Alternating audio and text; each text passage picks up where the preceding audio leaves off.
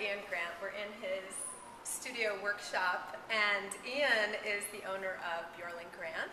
He is also the host of Travel Channel's Relic and his dad and husband. So you're many things, but tell us about Bjorling&Grant.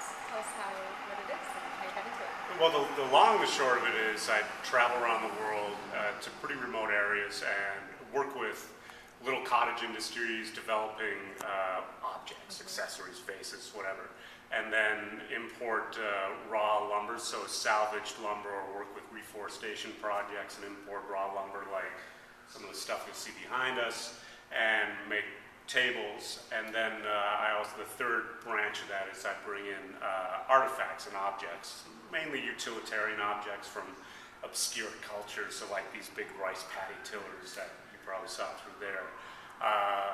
And then I bring it all in, do whatever I need to do with it, to turn it into something and sell it to shops around the country and designers all over the place, and end users, real live consumers. Okay. So do you ever alter what you bring back?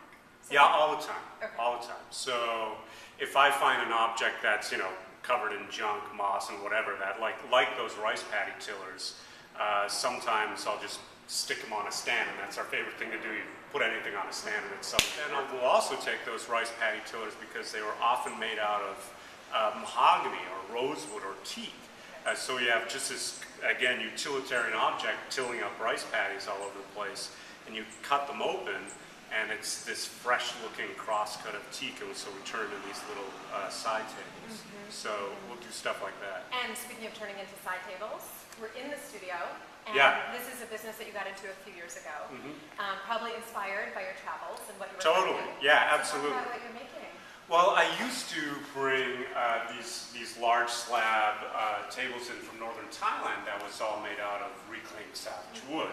And I did that for maybe 7 or 8 years, and then something sort of triggered this idea in my head to just forget having it made over there and to start sourcing the wood myself, so I could see firsthand going into the jungles or working with projects, reforestation projects, that the lumber was truly salvaged or truly restored. Because I was finding that, once people around the world started to discover that if we just say it's reclaimed wood, they'll buy it. So, you'd have these buyers like me going into a lumber yard in Brazil or Costa Rica or wherever, and they'd walk up to the person and say, "Is all your wood reclaimed?" And the answer is, of course, "Oh yeah, everything's reclaimed here. Want to buy some?" And, half the time it's not. So that was really the impetus that got me going out to try and source wood myself.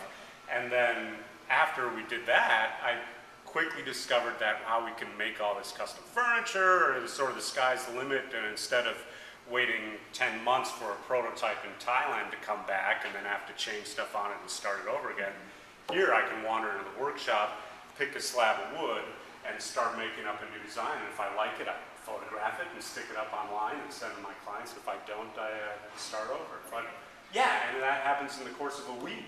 So that was what started it all going. So now we do everything from, like, this is going to be it's one big slab of monkey pod that'll have these really simple metal sort of U-shaped legs like that. And it'll end up in someone's home in, I think, Kauai. I hope you get to deliver it yourself. I'm trying to work. Even if I have to make a little box inside there with a bed, I'll